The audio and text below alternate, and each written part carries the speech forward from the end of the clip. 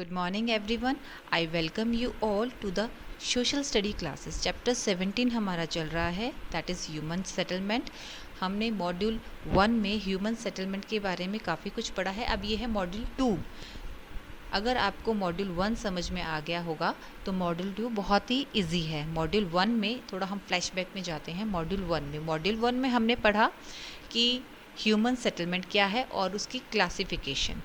3 parts में classification है. 1 is pattern, कि किस किस पैटर्न में ह्यूमन सेटलमेंट बना हुआ है, जो कि आपने ड्राइंग भी की होगी, डायग्राम्स भी बनाए होंगे अपने नोटबुक के अंदर. उसके बाद हमने किया स्टेजेस, की क्या क्या स्टेजेस रहती हैं एक ह्यूमन सेटलमेंट की. सबसे पहले था hamlet, then villages, then towns, then cities and then metropolitan cities और मेगा सिटीज़ आप बोल सकते हैं. तो इस तरीके से ये स्टेजेस रहती है. अब हम पढ़ेंगे फंक्शन, जिसको हम बोल सकते हैं एक्टिविटीज़. तो जो एक्टिविटी है, मेन इकोनॉमिक एक्टिविटी के ऊपर हमारा जो ह्यूमन सेटलमेंट है वो डिवाइड है. इससे पहले कि मैं आगे आपको स्टार्ट करूं आज का मॉड्यूल, हमारा आज का जो टॉपिक है वो, उससे पहले आई जस्ट वांट कि मुझे एक फेवर चाहिए आप लोगों से, जो कि मैं चाहती हूँ कि क्वेश्चन नंबर, ये जो क्वेश्चन आपको दिख रहा है क्लास डिस्कशन में, ये आप सभी करें. इसमें कुछ नहीं करना है, ज़्यादा कुछ नहीं है. देखिए, how do towns, cities and metropolises differ from one another, explain with example. तो ये क्लास डिस्कशन था, तो क्लास में हम हैं नहीं, बट लॉकडाउन हो चाहे कुछ भी हो, हमें ये चीज़ें करने से रोक नहीं सकता. We are digital enough now. तो आप लोगों को क्या करना है, इट्स जस्ट अ एक्टिविटी. अपने व्यूज़ मेरे साथ शेयर करने हैं वीडियो के थ्रू. हार्डली 1 मिनट का वीडियो होगा, 30 सेकेंड का वीडियो होगा. हम ऑलरेडी, मैं आपको बता चुकी हूँ मेरे अकॉर्डिंग कि ये डिफरेंस होते हैं इन तीनों में. लेकिन अब आप मुझे बताइए कि आपके अकॉर्डिंग क्या डिफरेंस होता है इन तीनों के अंदर. तो आई होप कि मुझे आप सभी के वीडियोस मिलेंगे एंड इससे मुझे पता भी चल जाएगा कि आप लोग कितना समझ पाए हैं मॉड्यूल 1 को. मॉड्यूल 2 जो मेन इकोनॉमिक एक्टिविटी है वो 2 पार्ट्स में डिवाइड है, rural settlements and urban settlement. Rural settlement related to the village, urban settlement related to the cities. आ रहा है आपको समझ में? देखिए, रूरल सेटलमेंट सबसे पहले आता है. रूरल सेटलमेंट, जो रूरल सेटलमेंट में एक्टिविटी आती है दैट इज़ प्राइमरी एक्टिविटी. मतलब ये एक्टिविटी नहीं होगी तो बाकी कोई और एक्टिविटी का होना पॉसिबल नहीं है. तो प्राइमरी एक्टिविटी, तो प्राइमरी एक्टिविटी में क्या क्या आता है देखते हैं. प्राइमरी एक्टिविटी में आता है हमारा एग्रीकल्चर. सबसे पहले एग्रीकल्चर. देखिए, अब एग्रीकल्चर नहीं होगा तो रॉ मटेरियल हमें कहाँ से मिलेगा. रॉ मटेरियल नहीं मिलेगा तो कोई भी काम कैसे हो सकता है. तो agriculture, fishing, livestock rearing मतलब पशुपालन, मतलब related to the domestic animal को पालना, उन्हें चराना, मतलब इससे रिलेटेड है ये. साथ के साथ कॉटेज इंडस्ट्रीज़, मतलब जैसे मैं आपको एक एग्जांपल देती हूँ. We are taking example of north east state, जहाँ पे आपका ये हो गया अरुणाचल प्रदेश, असम, ये एरिया है. वहाँ पे जो लोग हैं वहीं के रॉ मटेरियल, मतलब जो बांस के डंडे हो गए या कोई भी घास हो गई, उससे क्या बनाते हैं, फर्नीचर बनाते हैं, बास्केट बनाते हैं, और भी बहुत सारी चीज़ें वो बनाते हैं. तो दैट इज़ कॉटेज इंडस्ट्रीज़. मतलब वो अपने ही घर में उन चीज़ों को बनाते हैं, ठीक है, और फिर सेल करते हैं. तो इस तरह की छोटी छोटी इंडस्ट्रीज़ ये हमारे गांव में होती हैं. साथ के साथ जैसे ये तो लाइफ स्टॉक में आ गया, जैसे कि डेयरी से रिलेटेड, क्योंकि वो पशु से रिलेटेड हो गया. उसके अलावा आप ले सकते, जैसे हम कश्मीर में अगर गांव है तो उसके एग्जांपल ले लेते. तो कश्मीर में अगर गांव है तो वो लोग ब्रेड बना के सेल करते हैं अपने ही घर के अंदर, वो क्या बेकरी बना रखी है. तो इस तरह की जो इंडस्ट्रीज़ होती हैं that comes in cottage industries, जो बहुत ही छोटे पैमाने की इंडस्ट्रीज़ होती हैं. तो ये जो हैं वो अपना रॉ मटेरियल को यूज़ करके और वहीं की वहीं बना के और सेल करते हैं. That is cottage industry. छोटी जो इंडस्ट्रीज़ होती हैं अपने घर के अंदर ही जो चलती हैं, ठीक है. हम स्टिचिंग को भी ले सकते हैं इसमें कॉटेज इंडस्ट्री के अंदर। तो गांव के अंदर या रूरल सेटलमेंट में ये इंडस्ट्रीज़ भी, ये चीज़ें आपको मिलेंगी। ठीक है, तो दैट इज़ प्राइमरी एक्टिविटी, जो स्टार्टिंग की एक्टिविटी होती है। ठीक है, अब नेक्स्ट है आपका डिपेंड करता है रूरल सेटलमेंट पॉपुलेशन पे। देखिए, जैसे कि हमने स्टेजेस की बात की थी, हैमलेट जिसमें बहुत ही कम घर होते हैं, बहुत ही कम पॉपुलेशन होती है, जब उसकी पॉपुलेशन बढ़ जाती है तो वो विलेज बन जाता है। तो it means town and village, जब विलेज की और ज़्यादा पॉपुलेशन बढ़ जाती है, मतलब 20,000 से ज़्यादा हो जाती है, तो वो बन जाता है टाउन। लेकिन 20,000 से कम होती है तो वो बनता है, यस, वो रहता है विलेज। तो इस तरीके से ये डिफरेंस है दोनों में। तो पॉपुलेशन जो है कंपैरेटिवली सिटीज़ कम होती है विलेज की, तो पॉपुलेशन आ गया। नेक्स्ट है विलेज डिपेंड करता है क्लाइमेट और लोकल एनवायरनमेंट का। जो लोकल एनवायरनमेंट और क्लाइमेट है वो भी बहुत ही इंपॉर्टेंट रोल प्ले करता है किसी भी सेटलमेंट के अकॉर्डिंग। जैसा कि मैंने आपको पैटर्न में दिखाया था कि कुछ घर ऐसे होते हैं जो दूर दूर सेटल होते हैं। ठीक है, अब जो घर दूर दूर सेटल होते हैं वो उनके वो जो एरिया होगा वहाँ पे वो क्यों रह रहे होंगे? प्राइमरी एक्टिविटीज़ के लिए। किस लिए रह रहे होंगे? प्राइमरी एक्टिविटीज़ के लिए। तो और प्राइमरी एक्टिविटीज़ किस में आती है? रूरल सेटलमेंट पे। मतलब तो वो एरिया क्या होगा? एक विलेज। ठीक है, एक छोटा सा विलेज कहलाएगा वो। और वहाँ पे लोग इसलिए रह रहे होंगे क्योंकि वहाँ पे उनको प्राइमरी एक्टिविटीज़ करनी होगी। ठीक है, और क्लाइमेट एनवायरनमेंट किस तरीके से मेन रोल प्ले करता है, अब मैं आपको एग्जांपल देती हूँ। कुछ एरिया ऐसे होते हैं जहाँ पे फ्लड आते हैं बहुत ज़्यादा। तो फ्लड आते हैं तो वहाँ पे हाउसेस कैसे बिल्ड होंगे? किस तरीके से बिल्ड होंगे? यस, स्टिल्ट्स पे, मतलब डंडों के ऊपर। तो और ज़्यादा होंगे हाउसेस वहाँ पे? नहीं, वहाँ पे हाउसेस और पॉपुलेशन दोनों ही कैसी होंगी? कम होंगी। और क्या होगा तो फिर वो एरिया क्या कहलाएगा? जहाँ पॉपुलेशन कम मिलेगी वो एरिया क्या कहलाएगा? Village area. और वहाँ पे किस तरह की एक्टिविटीज़ ज़्यादा आपको मिलेंगी? प्राइमरी एक्टिविटीज़ मिलेंगी। तो आ गया समझ में? तो बहुत सी चीज़ें इस तरह के सेटलमेंट के ऊपर डिपेंड करती हैं। जैसे कि सबसे पहला हो गया कि प्राइमरी एक्टिविटीज़ होती हैं, पॉपुलेशन कम होनी चाहिए, क्लाइमेट और एनवायरनमेंट आपका बहुत ही इम्पॉर्टेंट रोल प्ले करता है रूरल सेटलमेंट के लिए, कि वहाँ किसी भी एरिया का क्लाइमेट और एनवायरनमेंट कैसा है उसके अकॉर्डिंग ही वहाँ पे सेटलमेंट होता है। अब क्लाइमेट और एनवायरनमेंट के अकॉर्डिंग ही फैसिलिटीज़ भी आती हैं। ठीक है, अब देखिए विलेज और एक अर्बन सेटलमेंट में क्या फ़र्क मिलेगा आपको?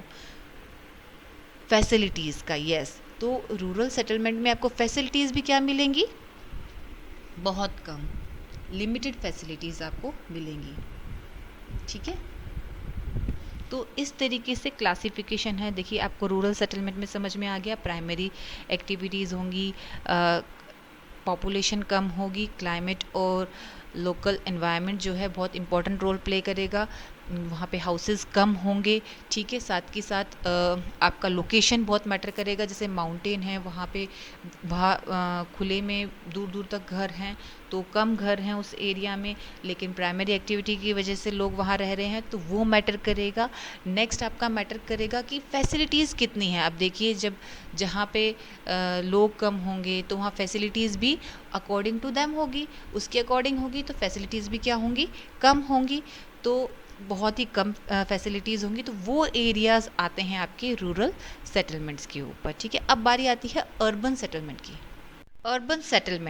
अर्बन सेटलमेंट्स में आती हैं 2 activities, secondary activities and tertiaries activities.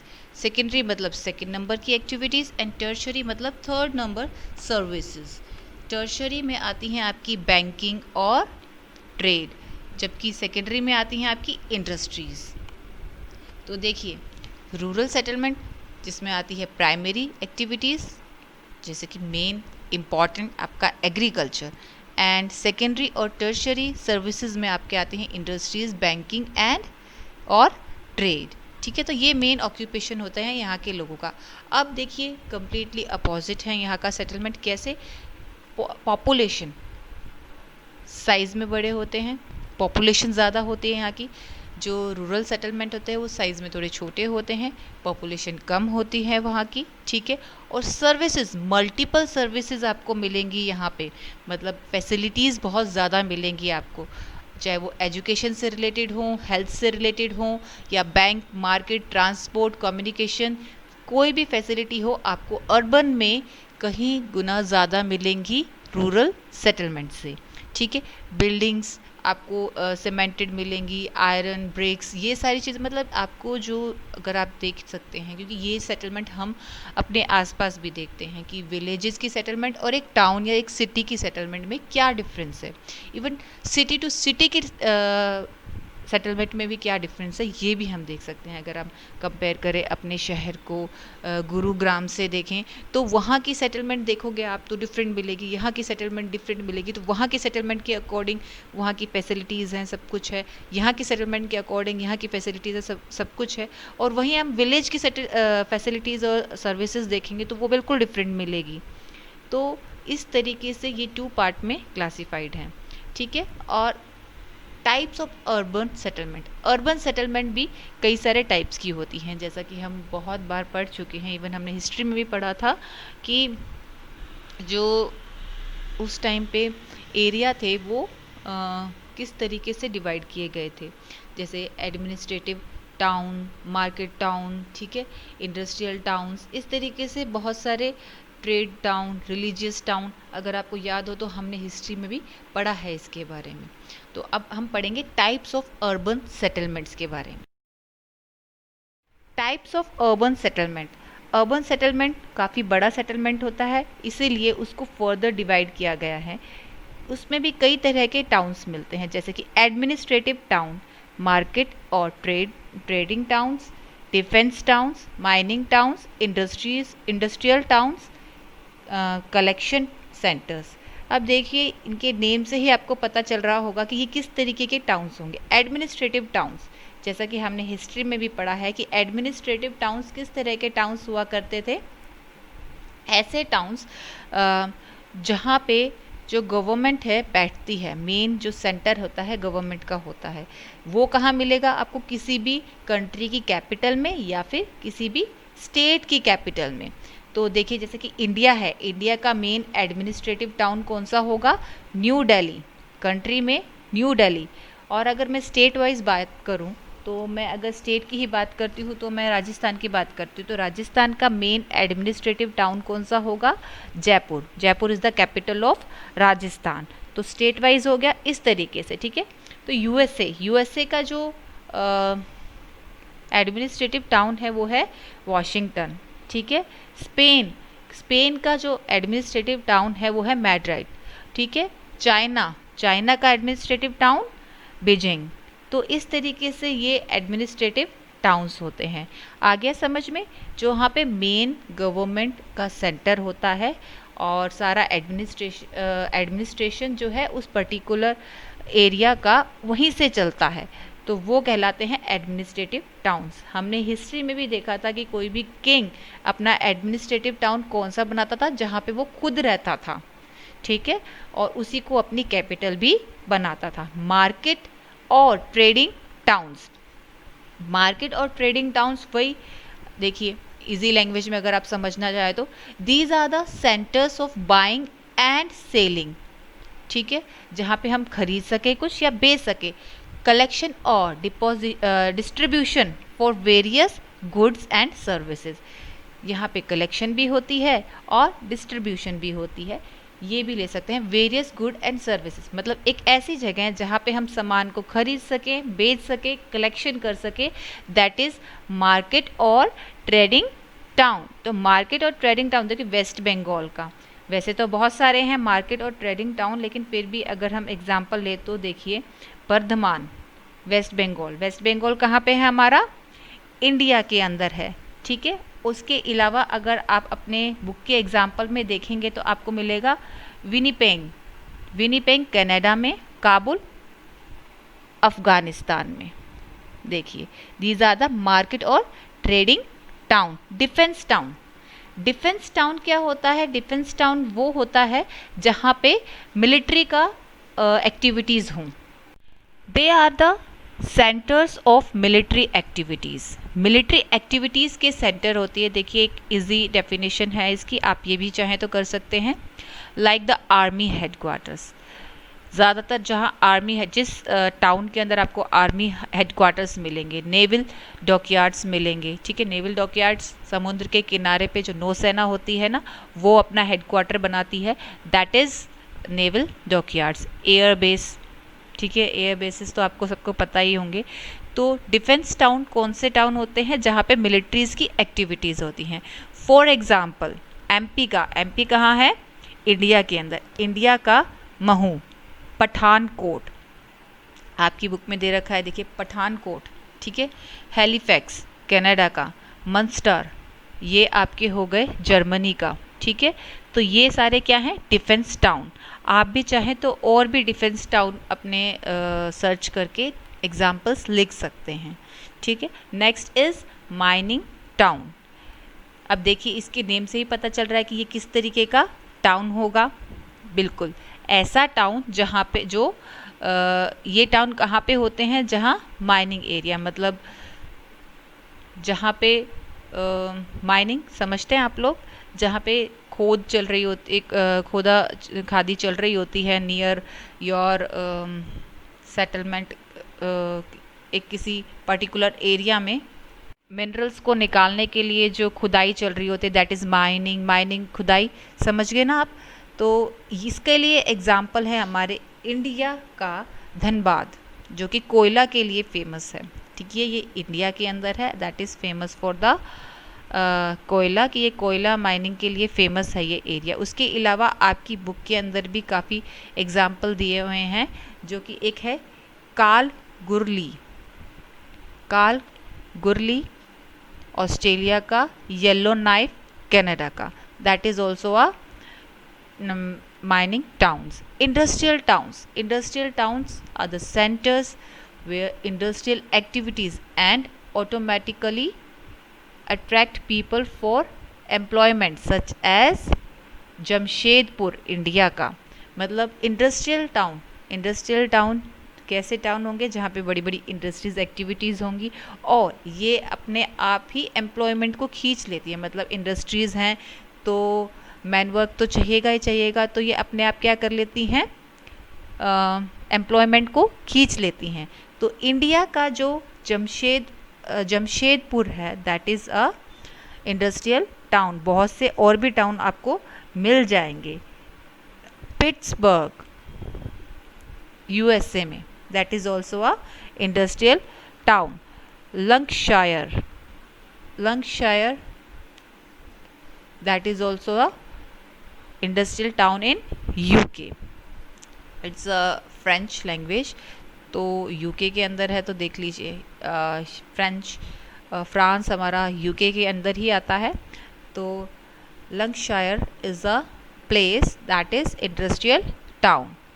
Collection centre town या कलेक्शन टाउन, क्या एक ऐसी जगह जहाँ पे कलेक्शन होता हो चीज़ों का, चाहे वो माइनिंग से रिलेटेड हो, ठीक है, या फिर किसी भी एक्सवाइजेड चीज सामान से रिलेटेड हो, ठीक है। लंबरिंग सेंटर्स मतलब लंबरिंग से रिलेटेड हो, फिशिंग से रिलेटेड हो, या कोई भी रॉ मटेरियल जो कि वहाँ पे कलेक्ट होता हो, that is called collection centre या कलेक्शन टाउन। इंडिया का बेंगलुरु कलेक्शन टाउन के अंदर आता है। ग्रांड फॉल्स कनाडा में, that is also a collection town. Few more towns are there: culture and educational town, religious town, port towns, resort towns and residential towns। जैसा कि name से ही दिख रहा है, फर्स्ट वन जहाँ रिलेटेड टू द एजुकेशन और culture, जहाँ पे कल्चर और एजुकेशन होगी वो कल्चर और एजुकेशनल टाउन्स कहलाएंगे। रिलीजियस टाउन जहाँ पे पूजा पाठ होगी, मंदिर ज़्यादा होंगे या फिर पिलग्रिम सेंटर्स ज़्यादा होंगे, वो रिलीजियस टाउन कहलाएंगे। पोर्ट टाउन्स, वो टाउन्स जो कि कोस्टल एरिया के पास, मतलब समुद्र के किनारे पे बसे हुए टाउन्स को हम पोर्ट टाउन्स बोलेंगे, जैसे हमारा मुंबई। यस। रिसोर्ट टाउन, एक ऐसे टाउन जहाँ पे क्या मिलेगा आपको, टूरिस्ट अट्रैक्शन मिलेगा, व्यूज मिलेंगे, सीनरीज मिलेंगे अट्रैक्टिव, और various type of hill station मिलेंगे, सी साइड मिलेंगी। ठीक है, तो इस तरह की चीजें जहाँ पे आपको मिले वो होंगे आपके रिसोर्ट टाउन। अब आपकी बारी आती है रेजिडेंशियल टाउन्स, ऐसे टाउन्स जहाँ पे लोग रह सकें, जिन लोगों के घर हों।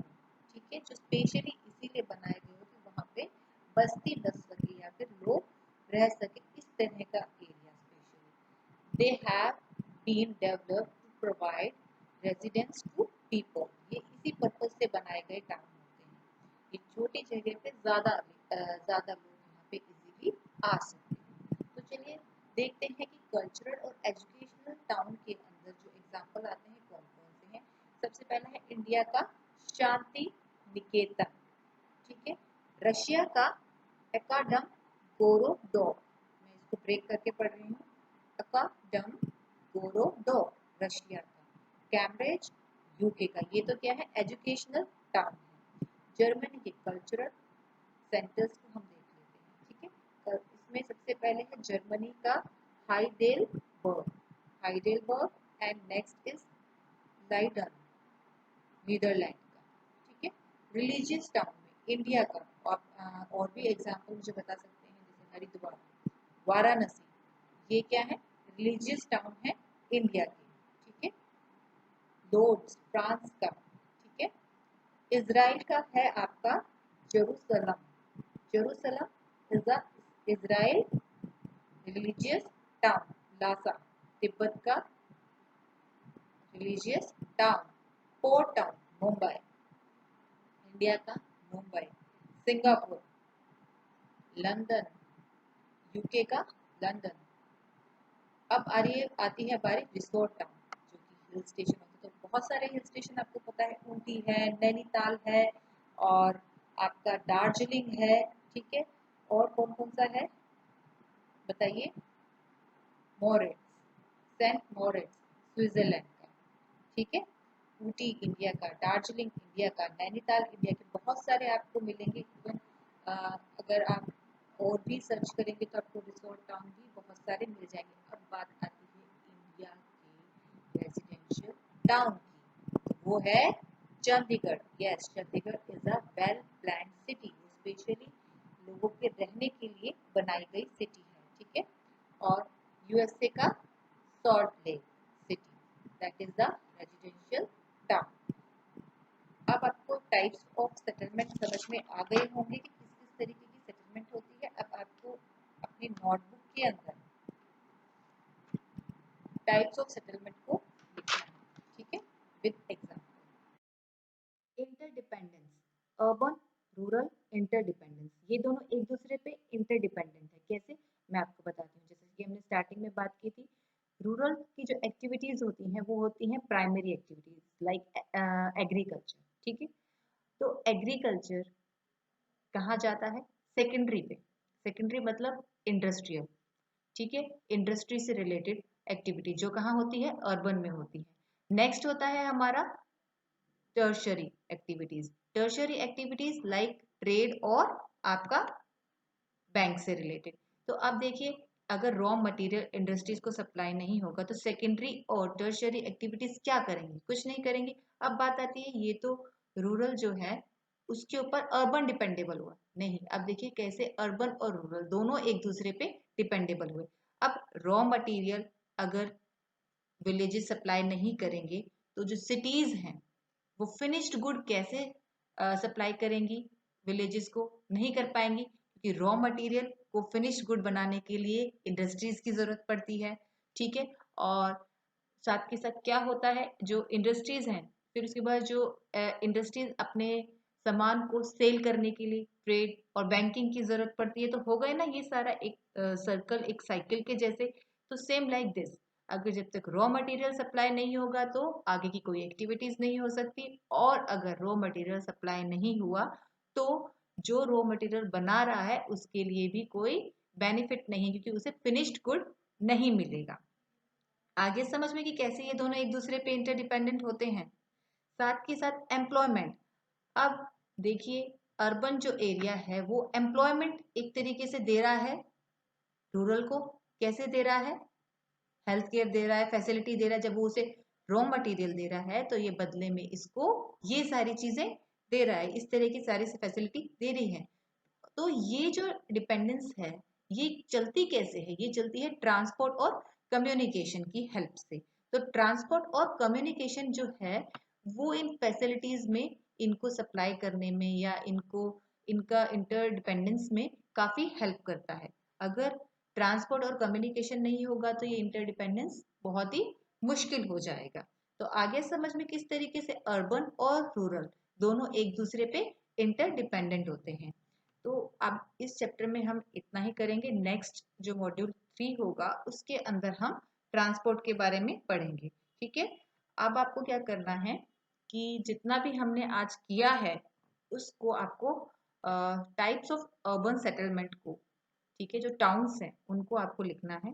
साथ के साथ हर एक टाउन के इंडियन एग्जाम्पल देने, जो एग्जाम्पल इस बुक के अंदर है वो तो है ही, उसके अलावा आपको सर्च करने हैं टाउन्स के और एग्जाम्पल इंडियन टाउन्स, जैसे एडमिनिस्ट्रेशन इंडियन टाउन जो एग्जाम्पल आपकी बुक में दिया हुआ है उसके अलावा 2 मोर इंडियन टाउन्स के बारे में, एडमिनिस्ट्रेशन इंडियन टाउन्स के बारे में आपको लिखना है और बताना है अलग से। ठीक है, जो रिलीजियस टाउन के बारे में इसमें एग्जाम्पल दिया हुआ है, रिलीजियस टाउन का जो एग्जाम्पल दिया हुआ है इंडियन वाराणसी, उसके अलावा और कौन से या उसके साथ और कौन से इंडियन रिलीजियस टाउन है, कोई भी 2 वो एग्जाम्पल आपको लिखने हैं। तो मतलब जो एग्जाम्पल आपको टाइप्स ऑफ अर्बन सेटलमेंट तो लिखना ही लिखना है अपनी नोटबुक में, उसके साथ साथ आपको क्या करने हैं, हर एक टाउन के इंडियन एग्जाम्पल्स ढूंढ के लिखने हैं कि इंडिया में रिसोर्ट टाउन्स और कौन कौन से हो सकते थे। चलिए, रिसोर्ट टाउन तो बहुत सारे हो सकते हैं, ठीक है, आप रेजिडेंशियल टाउन को छोड़ सकते हैं और कलेक्शन टाउन को छोड़ सकते हैं, बाकी सबके 2 एग्जाम्पल इंडियन एग्जाम्पल आपको लिखने हैं, इंडिया के टाउन्स के एग्जाम्पल लिखने के। पोर्ट टाउन्स मुंबई के अलावा और कौन सा हो सकता है, रिलीजियस टाउन वाराणसी के अलावा और कौन सा हो सकता है, टू टू एग्जाम्पल आपको सर्च करके लिखने हैं। ठीक है, साथ के साथ जो मैंने आपको बोला था वो क्वेश्चन स्टार्टिंग में वो भी आपको डिजिटल एक्टिविटी के अंदर करना है। होप आपकी सभी की मुझे एक्टिविटीज मिल जाएंगी। तो थैंक यू।